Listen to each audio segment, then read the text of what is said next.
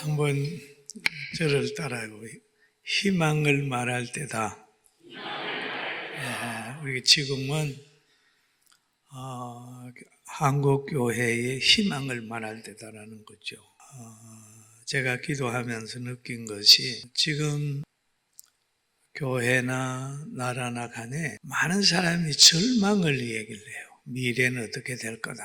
주일학교가 없으니까 앞으로 교회는 어떻게 될 거다 그러는데 여러분 그게 아니에요. 하나님을 몰라서 그래요. 큰 나무가 자라서 죽어갈 때 죽어가는 나무만 보지 말고 옆에 돋아나는 새싹을 보고 희망을 말하세요. 할렐루야. 그런 거예요. 이제는 한국 교회는 희망을 말해요. 선교 초기에 나라가 얼마나 어렵고 기독교를 배척을 했어요. 그럴 때라도 지금 오늘의 이 현상을 만들어냈어요. 그렇다면 오늘 아이들도 보십시오.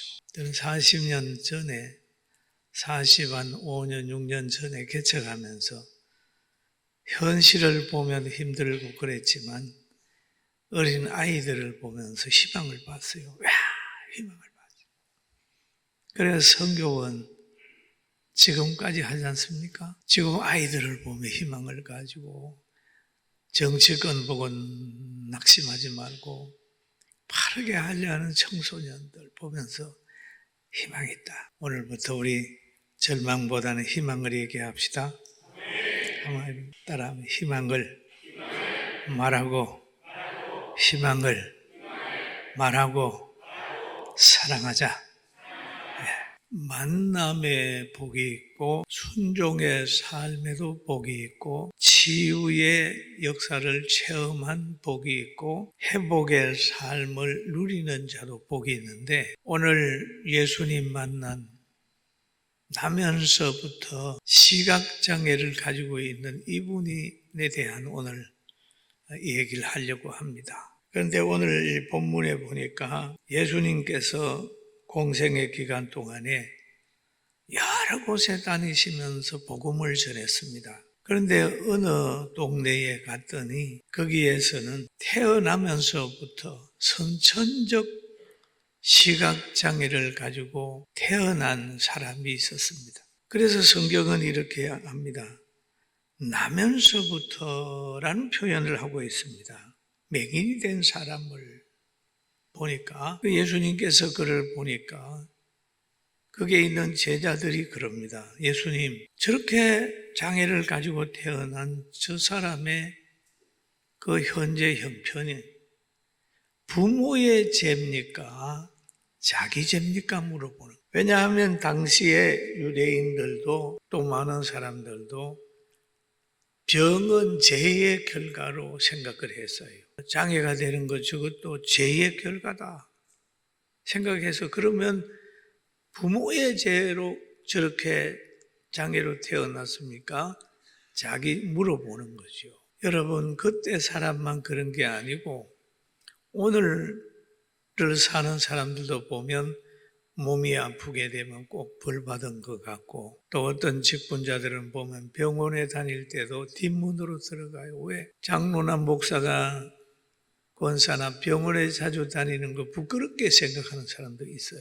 그런데 여기에 보면 제자들이 물어보는 거예요. 누구 죄입니까? 랍비여 이 사람을 맹인으로 낳은 것이 누구의 죄로 인함이니까?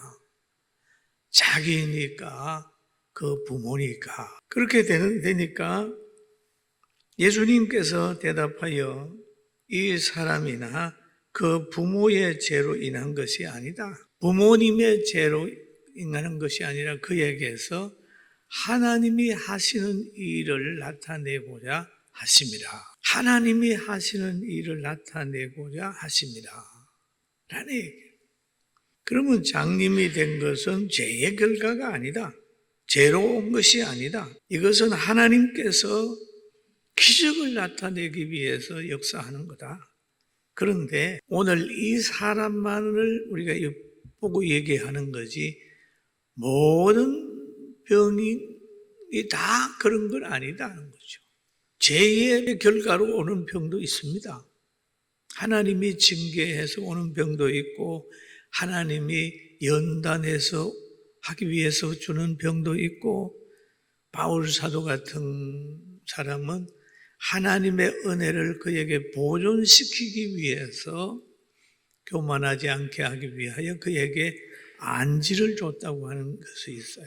그리고 오늘 여기에서는 하나님의 영광을 위해서 주는 거다라고 얘기를 하고 있습니다.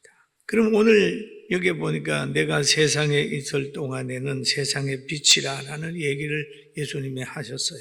그건 나를 보내신 이의 일을 우리가 하여야 하리라. 하나님이 예수님을 이 땅에 보내면서 맡긴 일이 뭐냐 하면 영혼 구원입니다.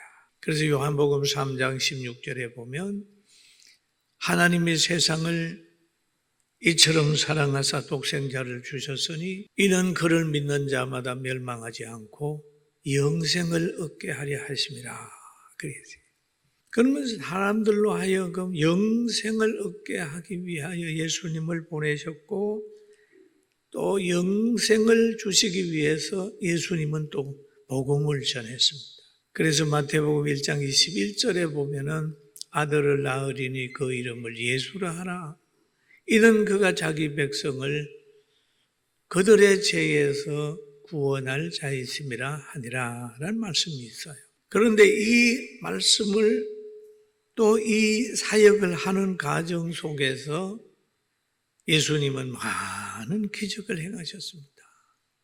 안진뱅이를 일어나게 하고 귀머거리를 듣게 하고 죽은 나사로를 살리시면서 자기가 메시아라고 하는 것을 능력으로 쫙 나타내 보이는 거예요.